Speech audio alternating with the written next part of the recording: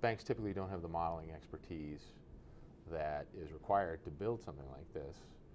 It costs a lot of time and money, and I think most banks would rather focus in on doing the business of banking, really.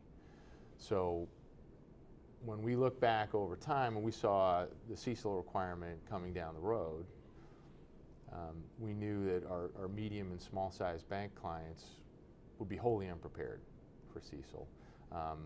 As I mentioned earlier, it's hard enough for them just to put together enough information, get a current data tape. And we knew the elements that are required to build a defendable and reasonable model that can be validated by an auditor.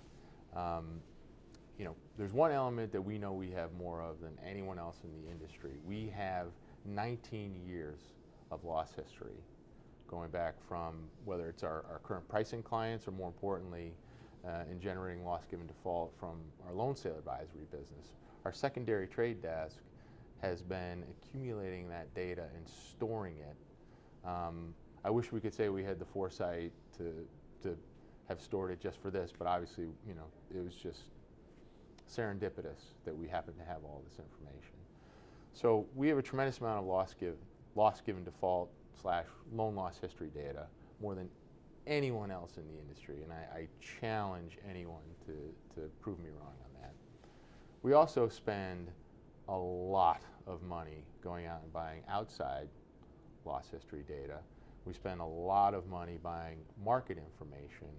We spend a lot of money buying economic projections, because what makes CECL completely different from anything any bank has ever done in terms of trying to calculate an expected loss or reserve is that you have to project everything out into the future for the life of the loan, whether it's 1 year, 2 years, 5 years, 30 years.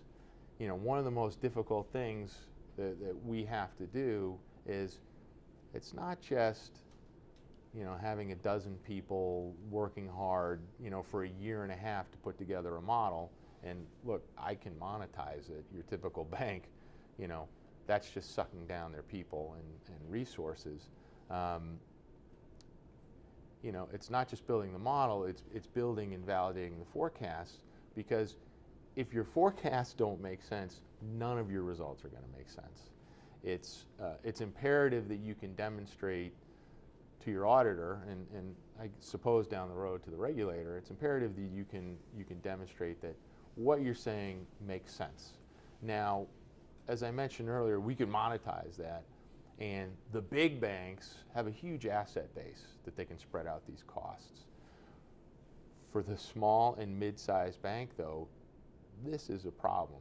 I would walk into any bankers conference and you mention CECL, and you get people looking around nervously, or there's a cold sweat, or just shoulder slumping, because it's a lot of work, it's a lot of time, it's a lot of effort, and frankly, even for those people who are, in our opinion, probably pretty well prepared, still have an incredibly hard road ahead of them in order to get their model built, find some source of loss history data, and then they'll have to slug it out with their auditor just to get the whole model validated and approved.